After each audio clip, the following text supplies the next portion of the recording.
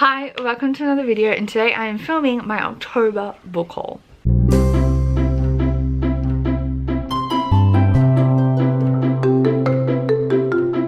So these are the relatively small this month number of books I purchased in October, and let's go through them super quick. Getting in the way of my video. First off, let's chat about my LGBTQ plus read subscription book of the month, and that is The City Beautiful by Aiden Polydoros. This is a queer Jewish story focusing on a boy. It's in Chicago in the 1890s, and there's a murder of a bunch of Jewish boys, and our main character Altair is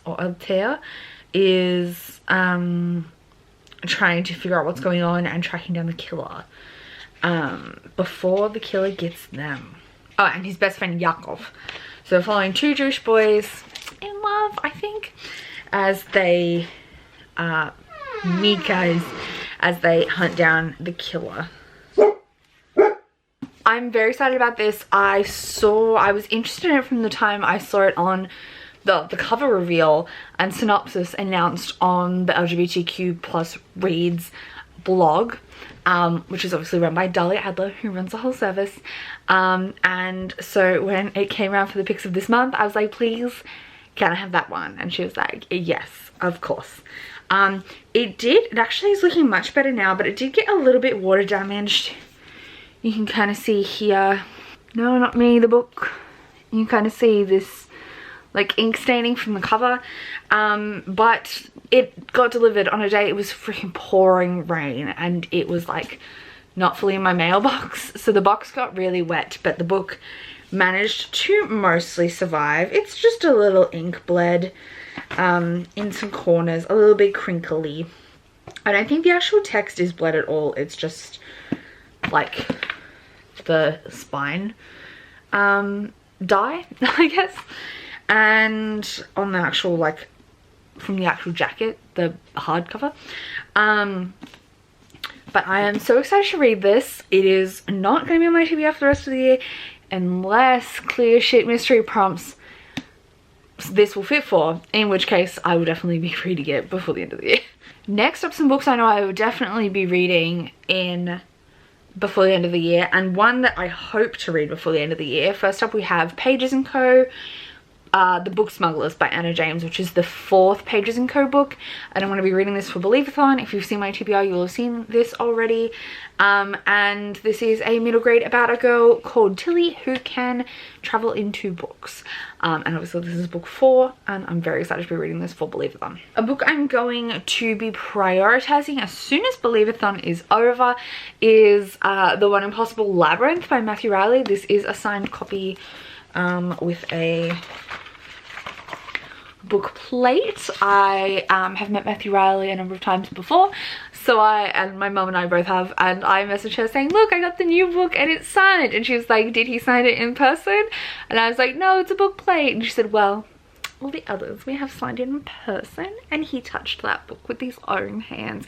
Thanks, Mum, thanks for being pretentious. I laughed so hard. This is the seventh, yes, 7 Ancient Wonders was the first one, we've counted down. The 7th book in the Jack West series by Matthew Riley, and this series is an Indiana Jones-esque action-adventure novel. All his books are like action-adventure movies, but in book form. These ones are more looking at ancient artifacts, like that kind of Artemis Fowl, Indiana Jones-esque vibe. But that's what his whole writing is like. And this is the final Jack West. It was originally a trilogy, and then it got expanded out into a full 7 books. And I'm very excited for this, and I have to read it before the end of the year because I have to take it home to my mom so she can read it. And I will be seeing her at Christmas, so I'm gonna have to have read this by Christmas. I'm hoping to get it read in November so I can get it back to her. The other one I'm hoping to get to before the end of the year, it's on my clear shit tentative TBR, which I haven't told you about, but hoping to get to this, but I might not, is The Last Graduate by Naomi Novik. This is the sequel to, what's the first book called? Scholomance? No. A Deadly Education. The series is the Scholomance. The first book had a lot of valid critiques about it, especially around its use of incorporating Asian magic systems and in ways that weren't well discussed or thought through. But I did like enjoy the characters and the plot. So I am picking up book 2. We'll see what I think. But yes, I talked in depth about some of the problems with the Deadly Education like a year ago when I read it. So if you want to find out more, feel free to like dive down to those videos. But I am going to be trying to read this one by the end of the year. A book that is a sequel to a book I read recently, we have The Fallen Kingdom by Elizabeth May, which is the third and final book in the Falconer trilogy. I spent actually too much money getting my hands on a copy of this hardback because outside of the UK, there's a UK Australian paperback and it does not have this cover.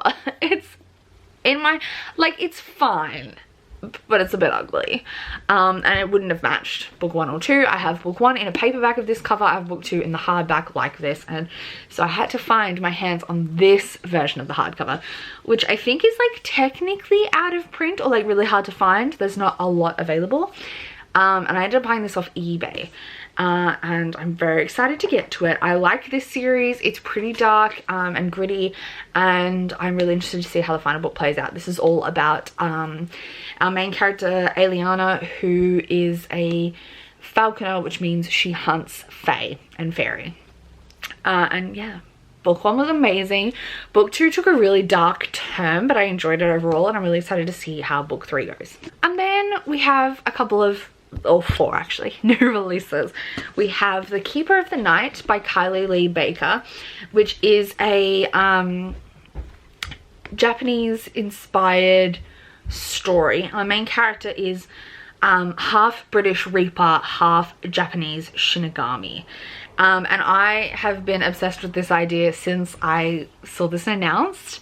I think the author might be Australian, maybe not. Does this have an about the author? Maybe not.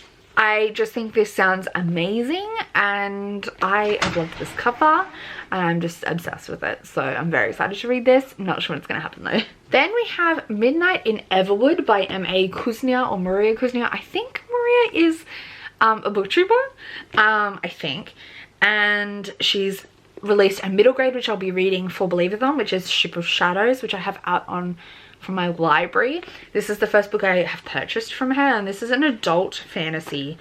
It's not super long, it's only like 300 pages, and it's historical fantasy in 1906, and it looks kind of like it's a little bit of a what is the ballet, Nutcracker. It's kind of got some Nutcracker elements, and I'm really interested. It is also really floppy, which like never happens in Australian published printed books. Like, they're never this floppy.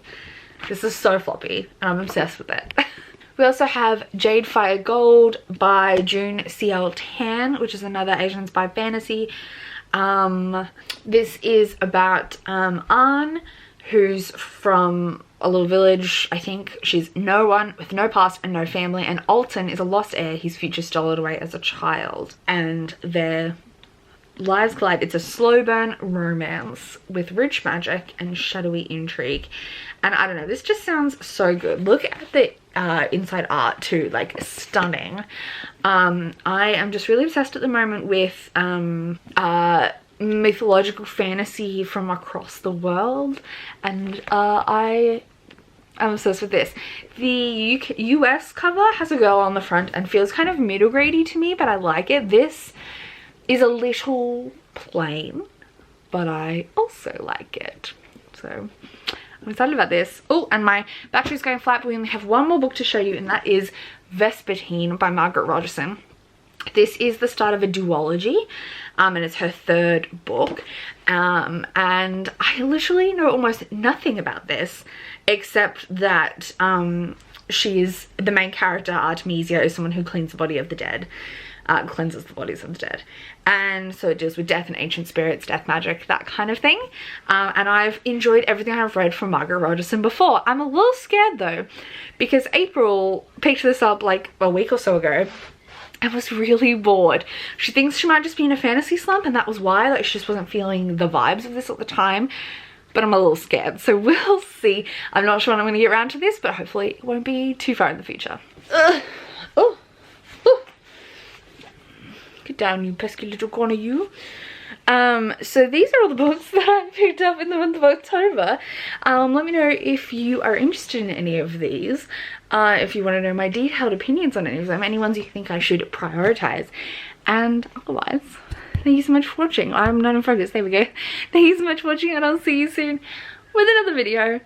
Bye.